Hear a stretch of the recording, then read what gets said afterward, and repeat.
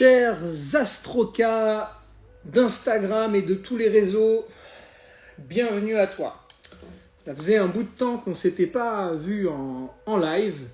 J'ai un petit peu de retard parce que j'étais dans le Moon Live avec toute la team de l'espace membre. On a passé un bon Moon Live. Je vous invite vraiment à nous rejoindre parce que, encore une fois, c'est vraiment, on en parlera à la fin, mais c'est vraiment très riche ce qu'on partage dans le Moon Live en transmission, en enseignement mutuel, hein, vraiment. Donc j'espère que vous allez bien, voilà. Dites-moi juste si le son est correct, s'il vous plaît, juste un petit emoji pour me signifier que tout est ok. Comme ça, on peut commencer tout de suite. Je ne ferai pas long, je voudrais vous passer quelques messages importants de cette nouvelle lune, mais pas que en fait. Parce qu'il ne s'agit pas que de la nouvelle lune, là. Il y a aussi important en même temps qui se joue. Ok, merci beaucoup pour les emojis. Alors, demain, au moment où je fais ce live, donc, c'est-à-dire mardi 21 mars 2023 à 18h23, heure de Paris, aura lieu la nouvelle lune en énergie bélier. Alors, j'espère que les réels que je vous fais avec les personnages vous plaisent. C'est des petites créations avec lesquelles je m'amuse beaucoup. Alors, je ne peux pas faire grand-chose, c'est-à-dire que je ne peux pas vous donner beaucoup d'informations en 1 minute. C'est vraiment trop peu. Mais je donne vraiment le message général et principal à travers ces petites créations, quoi. Donc j'espère qu'elles vous plaisent. Ensuite, pour celles et ceux qui regardent sur d'autres réseaux, elles sont disponibles soit sur TikTok ou sur Insta, et je les reposte sur Facebook et YouTube. Mais là, on va aller un petit peu plus en profondeur. Cette semaine, pour que vous compreniez un peu l'échéance, vous savez, il y a le vieil adage qui dit « ce qui est en haut est comme ce qui est en bas ».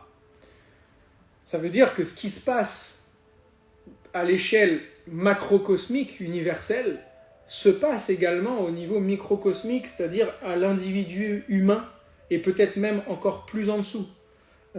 Là, on parle juste d'échelle de référence. Eh bien, si on observe le ciel, cette semaine, donc demain, au moment où je fais ce live, ce mardi, a lieu la nouvelle lune en bélier. Ça fait un point déjà.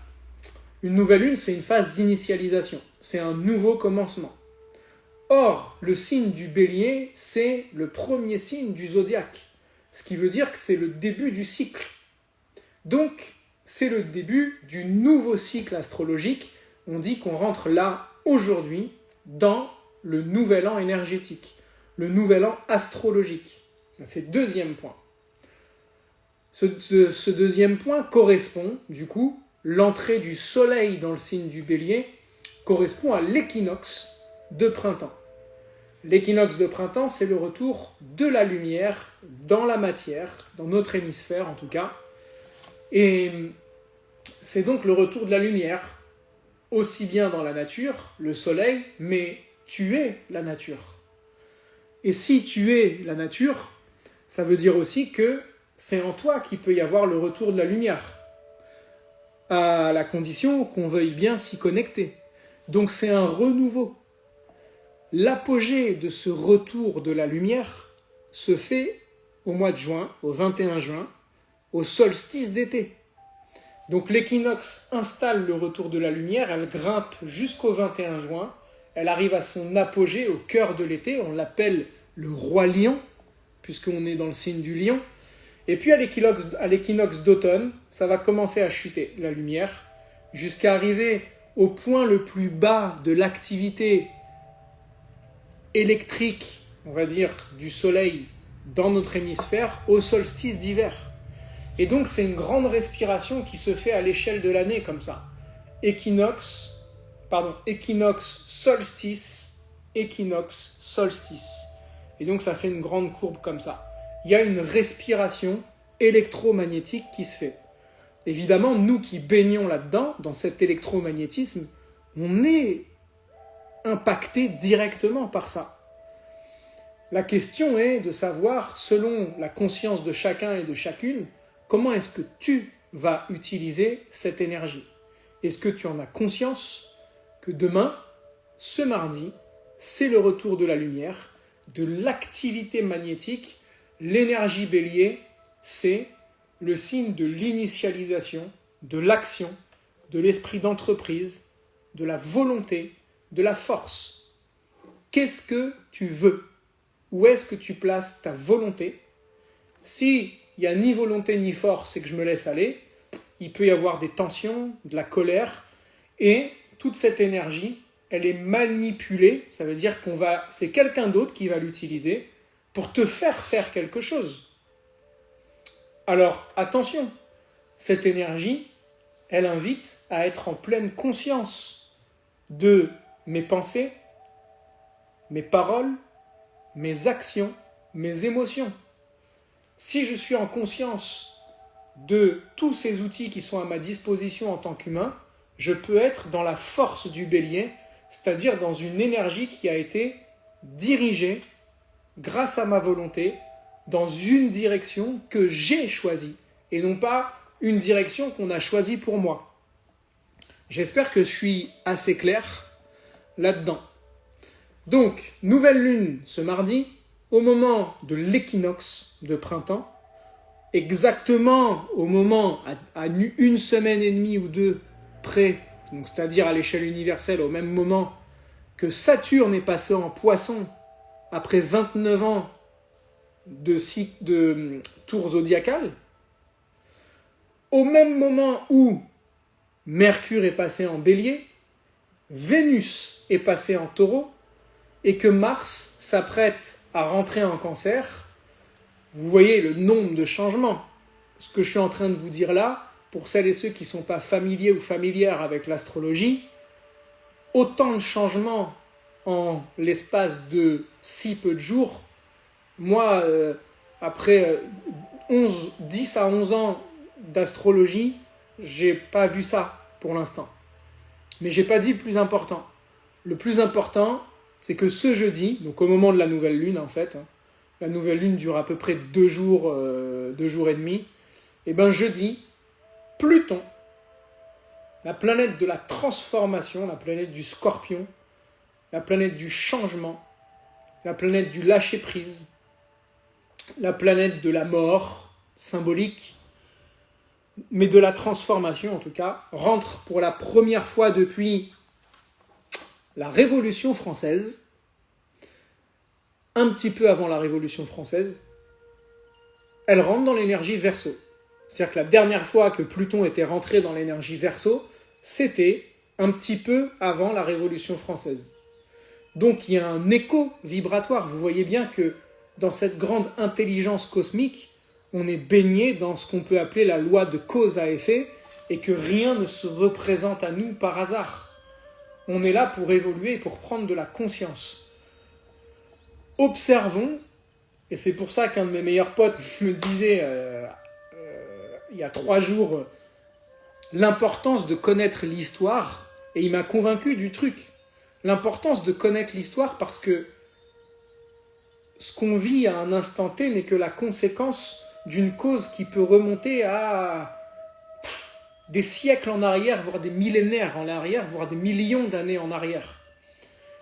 Donc, aujourd'hui, si on observe, étudiez, allez-y, étudiez, qu'est-ce qui s'est passé véritablement à la Révolution française, qui a initié ça, quel a été le mouvement qui a poussé à ça, quelles étaient les choses que le peuple défendait, que ceux qui étaient à la tête de cette révolution défendaient, et à quoi est-ce que ça a mené.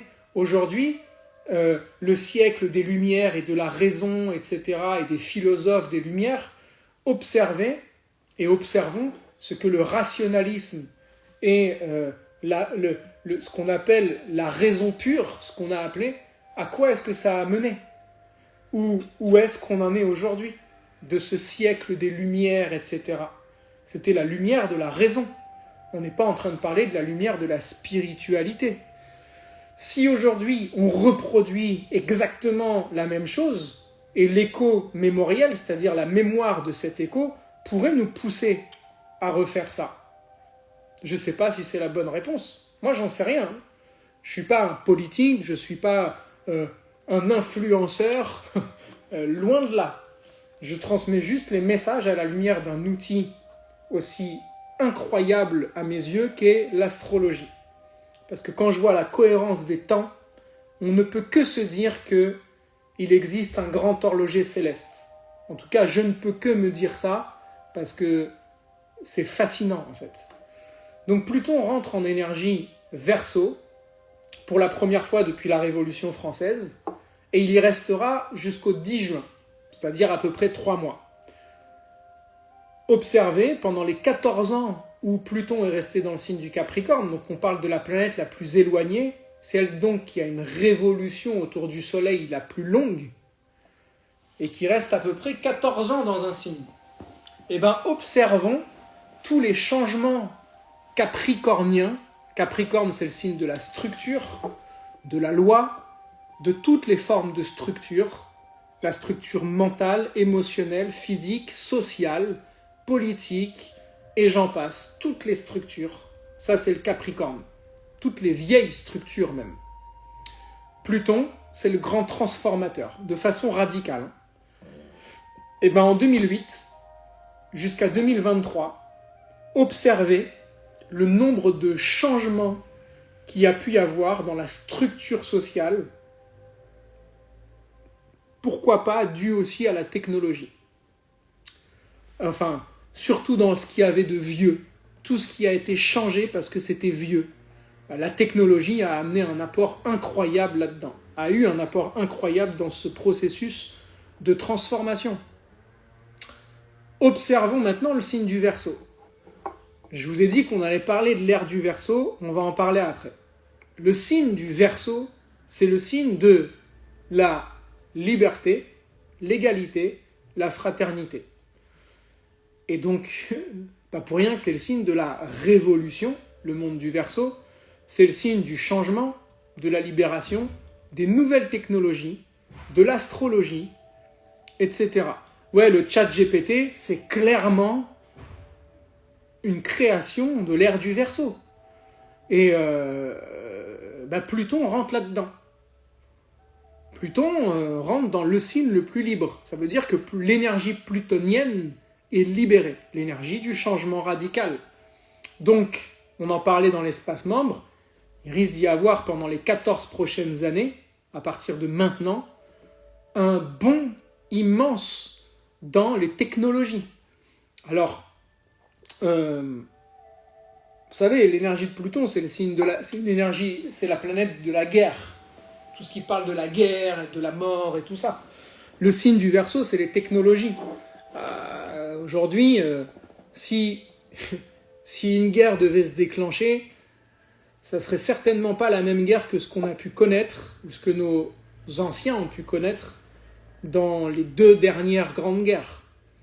Ce serait quelque chose de beaucoup plus technologique, de plus subtil en tout cas, de plus énergétique, puisque le monde du Verseau, c'est le monde de l'énergie, c'est tout ce qui est vibratoire.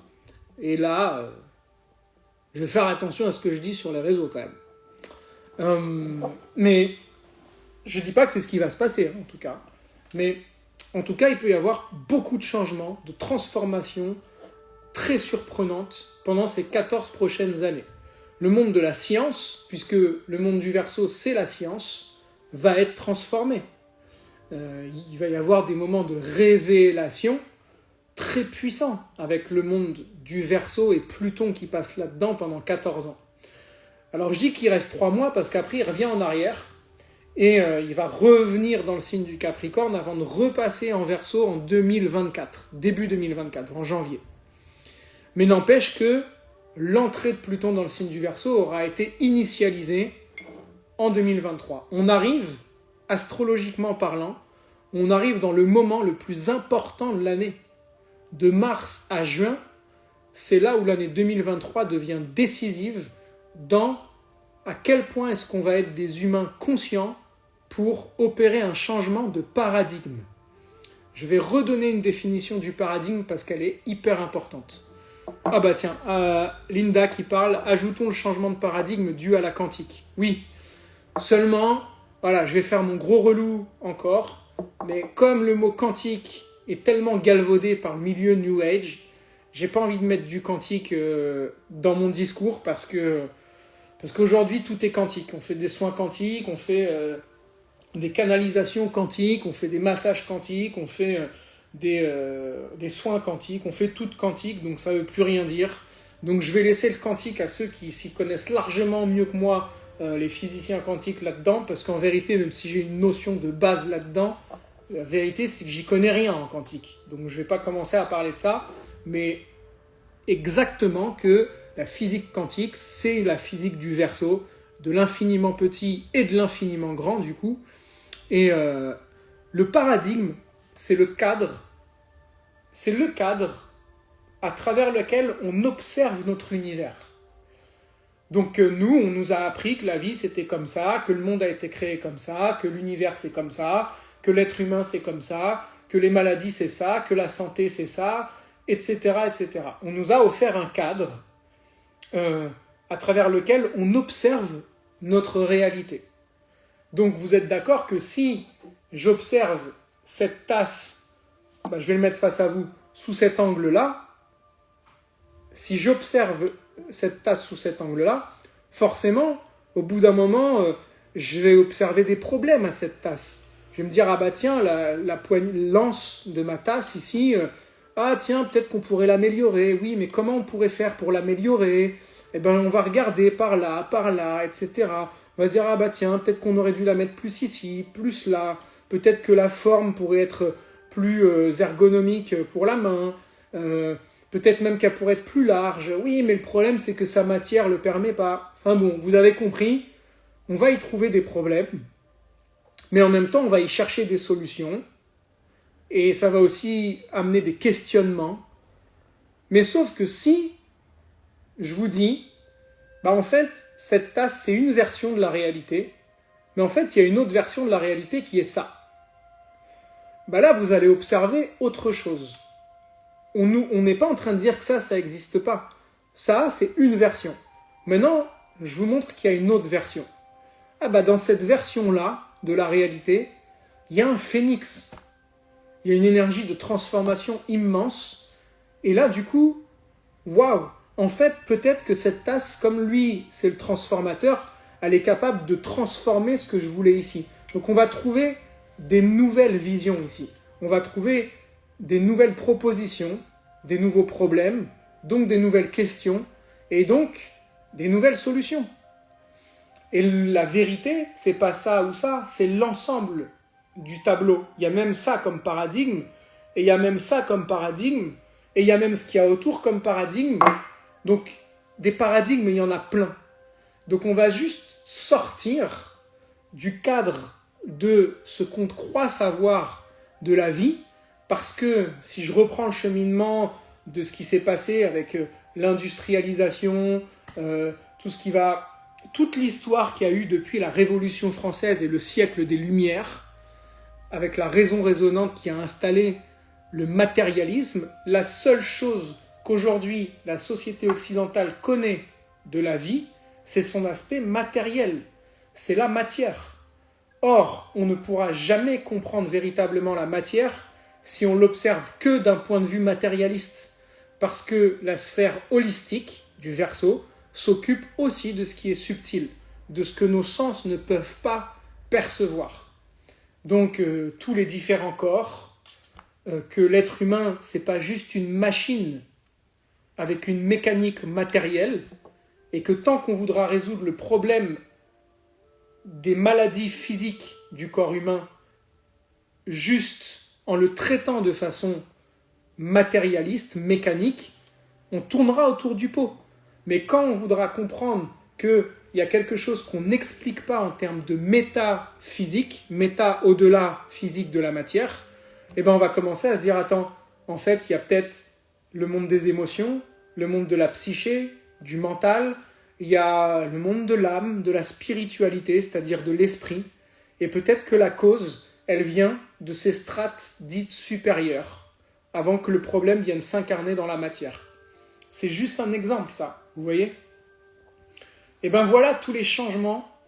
Et c'est pour ça que ça me tenait à cœur de faire ce live-là, parce que Pluton en Verseau, et parmi tous les changements qu'on va avoir là, cette semaine, c'est vraiment un moment unique de l'année 2023. Alors, excusez-moi, je bois un coup. Avant que je passe à l'ère du Verseau, pour les 5 dernières minutes, est-ce qu'il y a des questions par rapport à cette nouvelle lune ou cet équinoxe? Je balance beaucoup d'infos, hein, parce que je ne veux pas faire trop long pour ce live. Ok, il n'y a pas l'air d'avoir de questions. Je sais que le temps que vous écriviez, ça peut prendre un certain temps. Mais je vais continuer du coup.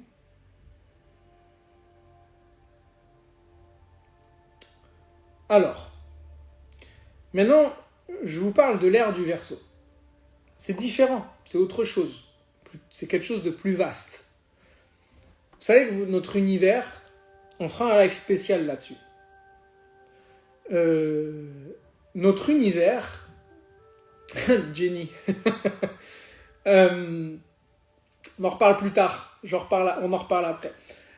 Notre univers, il voyage autour, notre système solaire voyage autour du grand zodiaque. C'est ce qu'on a appelé l'année de Platon, que vous peut-être vous en entendrez parler comme l'année platonicienne ou l'année platonique, peu importe. Une année de Platon, autrement appelée la grande année, c'est un cycle de 26 000 ans. Pourquoi ? Parce qu'il faut 26 000 années, à peu près, 26 000 années à notre système solaire pour faire le tour du grand zodiaque. Du coup, vous divisez 26 000 ans par 12, puisqu'il y a 12 signes du zodiaque, et non pas 13. Ça aussi, c'est une invention New Age, ça n'existe pas. 12 signes du zodiaque qui vont diviser la grande année, ça donne à peu près 2100 et quelques années pour traverser un signe du zodiaque. C'est ce que les anciens appelaient une ère, un âge, éon, éon en grec. Donc un âge, un temps, dure 2160 et quelques années. Donc quand on nous dit qu'on rentre à la fin des temps, en fait on rentre à la fin d'un âge, lequel, celui des poissons. Mais ça y est, c'est fini. On a quitté l'ère des poissons. On est pile poil au moment de la fin des temps, de la fin d'un âge, celui de l'ère des poissons. Qu'est-ce qui suit le signe des poissons dans le rythme précessionnel? Le rythme précessionnel, c'est pas le rythme tropical. Tropical, c'est Bélier, Taureau, Gémeaux, Cancer, Lion, etc. Le rythme précessionnel, il va dans l'autre sens. Bélier, Poisson, Verseau, Capricorne, etc. Donc, ère des poissons, le monde des poissons représente le signe du Christ, puisqu'il y a 2000 ans est arrivé le Christ, qui est représenté comme le premier poisson. Et d'ailleurs, on a dit que les gens dans l'ère des poissons s'appelaient les pêcheurs. Donc vous voyez que tout ça, ça a une correspondance astrologique. Et 2000 ans plus tard, et oui, on y est, 2000 ans plus tard, on rentre dans l'ère du Verseau. Donc c'est une nouvelle ère. Et l'ère du Verseau, c'est l'ère de la technologie, de la science, mais la science reliée à la spiritualité. On ne parle pas d'une science qui noie le poisson. On parle d'une science reliée à la spiritualité. Donc c'est une science qui a reconnecté ou qui reconnecte l'humain à son identité véritable qui est son individualité divine, en fait. L'ère du Verseau, c'est le monde de la technologie, c'est le monde de l'astrologie, c'est le monde de la spiritualité. Eh bien, on y est. Vous regardez, depuis les années... en fait, ça a été exponentiel. 80, 90, 2000, 2010, etc. Ça ne fait que exploser les progrès technologiques, qu'on les appelle progrès bénéfiques ou pas bien du tout, on s'en fout. C'est une évolution technologique hors norme et exponentielle.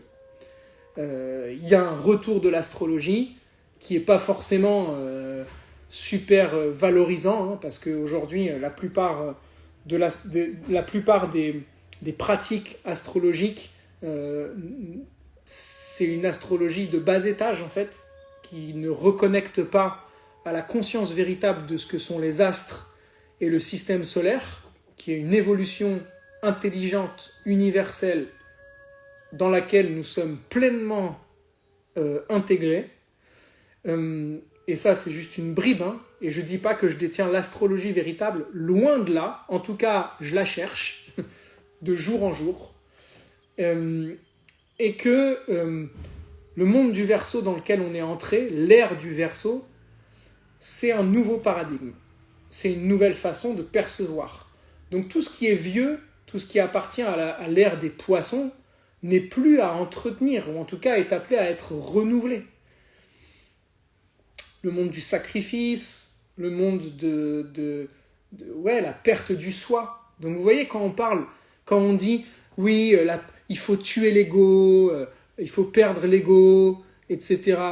C'est le monde du poisson, le monde du sacrifice de soi. C'est les poissons, ça. C'est fini. Le monde du Verseau, c'est le monde de l'individualité. On n'est pas appelé à perdre le soi, à perdre l'ego. C'était avant, ça, ce travail-là. Il a été fait. C'est tout, la perte de l'identité, c'est on va aller dans les monastères et puis on va vivre en groupe et il n'y a plus d'individus. La goutte d'eau se noie dans l'océan des poissons. Il n'y a plus d'individualité. Par contre, dans l'ère du Verseau, quelle est... D'ailleurs, la goutte d'eau se noie dans l'océan pour servir le divin.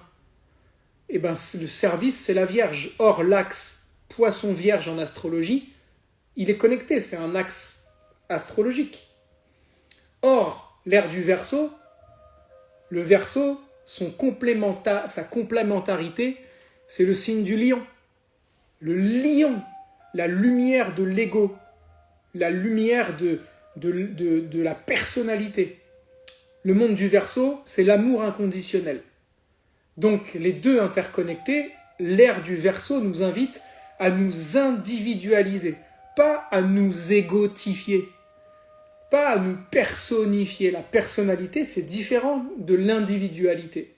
L'individualité est relative à l'être divin qu'on est.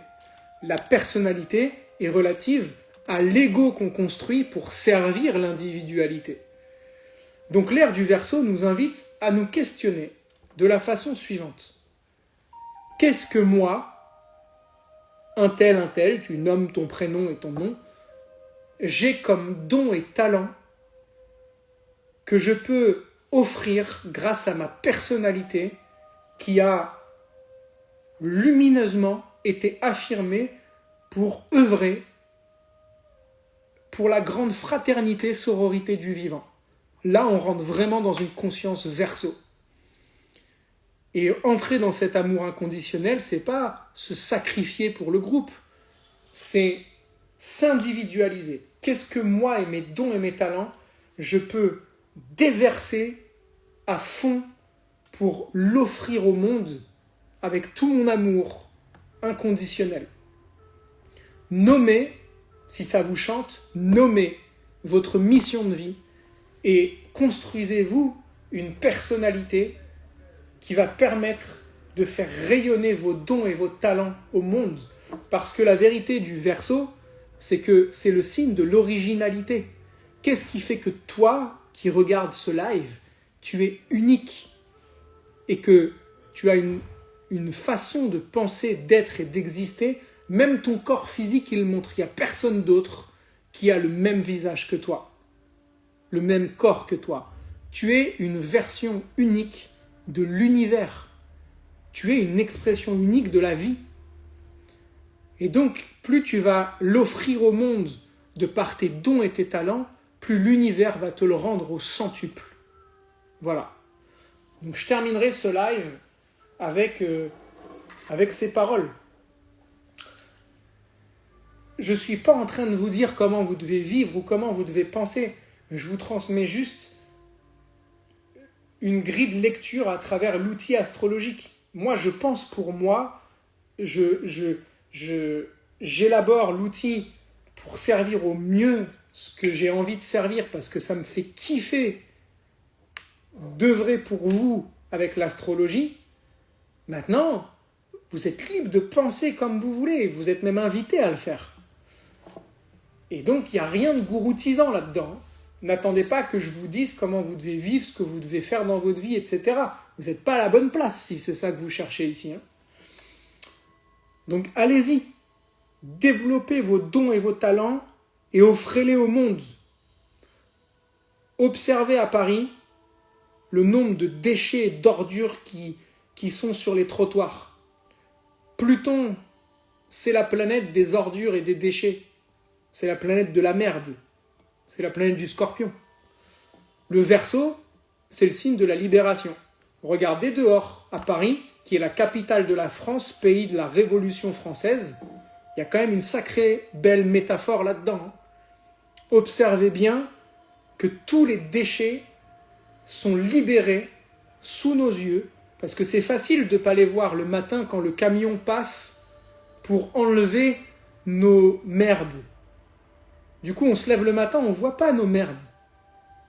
Aujourd'hui, on se lève le matin, il y a nos merdes sous nos yeux, qui s'accumulent de jour en jour. C'est comme si le message, il nous disait, quand le camion ne passe pas, l'illusion du camion ne passe pas, qu'est-ce que tu fais de tes merdes ?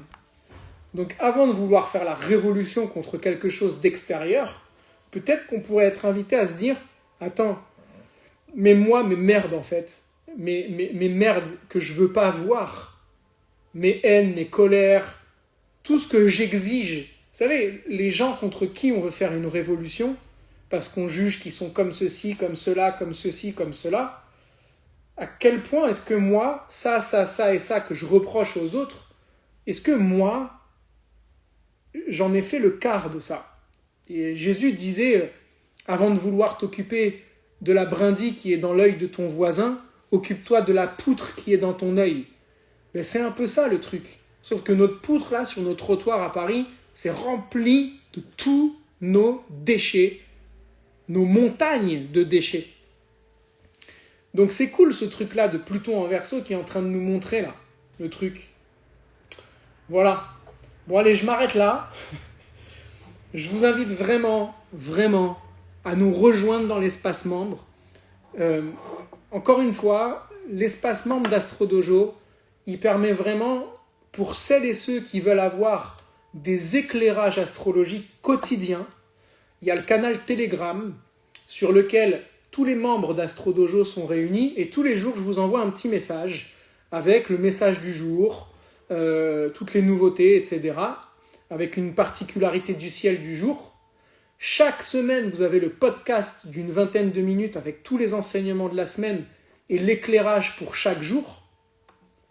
Vous avez à chaque nouvelle lune la lettre initiatique du mois avec toutes les étapes du mois, avec un Qigong, donc c'est-à-dire des mouvements thérapeutiques vibratoirement calés sur les énergies du ciel pour tout le mois. Vous avez, j'oublie un truc encore, à chaque fois j'oublie des choses, le cahier pratique qui vous permet de travailler en conscience sur les enjeux du moment. Et vous avez aussi la vidéo Astro Tips qui vous donne des clés pour aller capter des infos vous-même dans votre carte. Tout ça pour 5 € par mois. Et on se retrouve à chaque nouvelle lune ou pleine lune dans un Moon Live, en visio, pour partager un moment, poser des questions, etc. Tout ça pour 5 € par mois. Le plus on sera, au plus je pourrai continuer à faire ce que je suis en train de faire là. Voilà. Donc c'est un soutien, mais c'est aussi un apport riche que je vous donne et j'y mets tout mon cœur. Voilà. Je vous invite à me rejoindre sur l'espace membre, c'est dans le lien en bio. N'hésitez pas à mettre des commentaires, vous attendez juste 2 minutes. Si vous voulez rendre un service à Astro Dojo pour les informations que vous avez reçues ce soir, je vous invite à attendre juste 2 minutes. C'est rien 2 minutes. Vous attendez 2 minutes et quand je poste sur le mur d'Astro Dojo ce live, vous mettez un petit commentaire en dessous et vous le repartagez en story et je vous serai d'une grande gratitude. Voilà. Eh ben, je vous embrasse, je vous souhaite une magnifique semaine de très très gros changements pour cette année 2023. Et surtout, quoi qu'il arrive, souviens-toi toujours, va vers toi et diffuse ta lumière. Et tes dons et tes talents aussi.